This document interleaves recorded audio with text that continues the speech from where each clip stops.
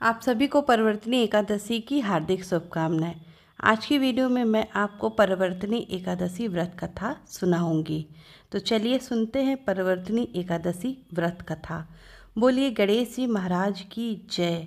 बोलिए हरि नारायण विष्णु भगवान की जय। एकादशी माता की जय। परिवर्तनी एकादशी व्रत कथा। युधिष्ठिर कहने लगे कि हे भगवान, भाद्रपद शुक्ल एकादशी का क्या नाम है, इसकी विधि तथा इसका महात्म्य कृपा करके कहिए।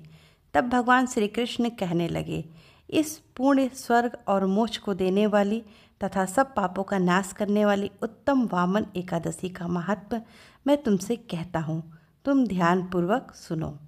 यह परिवर्तनी एकादशी भी कहलाती है। इसका यज्ञ करने से वाजपेय फल मिलता है। पापियों के पाप नाश करने के लिए इससे बढ़कर कोई उपाय नहीं है। जो मनुष्य इस एकादशी के दिन मेरी वामन रूप की पूजा करता है, उससे तीनों लोग पूज्य होते हैं। अतः मोक्ष की इच्छा करने वाले मनुष्य इस व्रत को अवश्य करें। जो कमल नयन भगवान का कमल से पूजन करते हैं, वे अवश्य भगवान के समीप जाते हैं। जिसने भाद्रपद शुक्ल एकादशी को व्रत और पूजन किया है, उसने ब्रह्मा विष्णु सहित तीनों लोकों का पूजन किया है। अतः हरिवासर अर्थात एकादशी का व्रत अवश्य करना चाहिए। इस दिन भगवान करवट लेते हैं, इसीलिए इसको परिवर्तनी एकादशी भी कहते हैं। भगवान के वचन सुनकर युधिष्ठिर बोले कि भगवान, मुझे अति संदेह हो रहा है कि आप किस प्रकार सोते हैं और करवट लेते हैं तथा किस प्रकार राजा बलि को बांधा और वामन रूप रखकर क्या लीलाएं की। चतुर्मास की व्रत की क्या विधि है तथा आपके शयन करने पर मनुष्य का क्या कर्तव्य है, सो आप मुझसे विस्तार पूर्वक कहिए। श्री कृष्ण जी कहने लगे, हे राजन, अब आप सब पापों को नष्ट करने वाली कथा का श्रवण करें।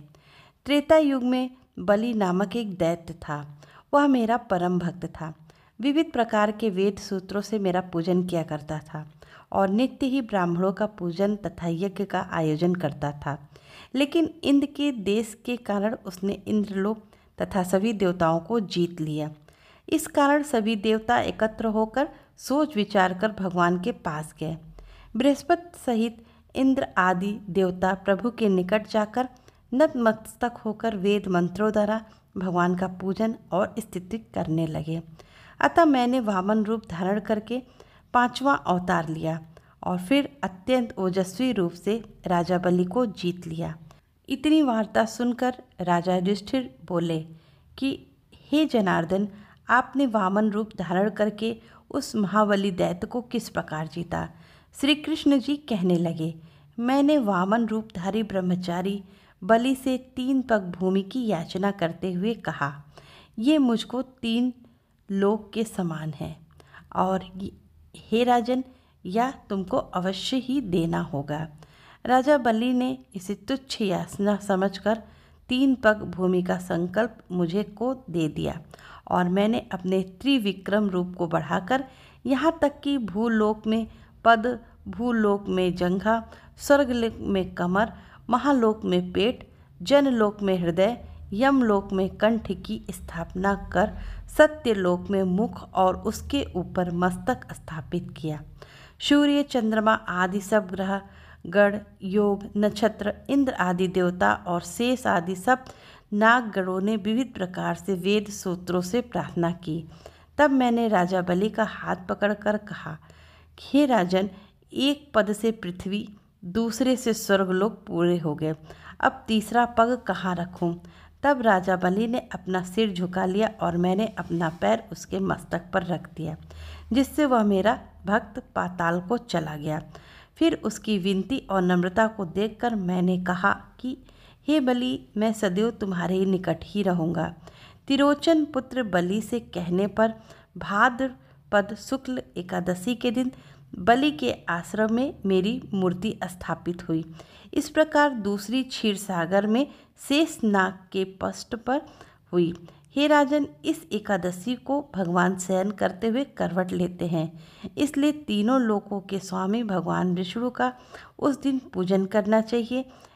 इस दिन तांबा, चांदी, दही का दान करना उचित है। रात्रि जागरण अवश्य करना चाहिए। जो विधि पूर्वक इस एकादशी का व्रत करते हैं वे सब पापों से मुक्त होकर स्वर्ग जाकर चंद्रमा के समान प्रकाशित होते हैं और यश पाते हैं। जो पापनाशक इस कथा को पढ़ते या सुनते हैं उनको 1000 अश्वमेध यज्ञ का फल प्राप्त होता है।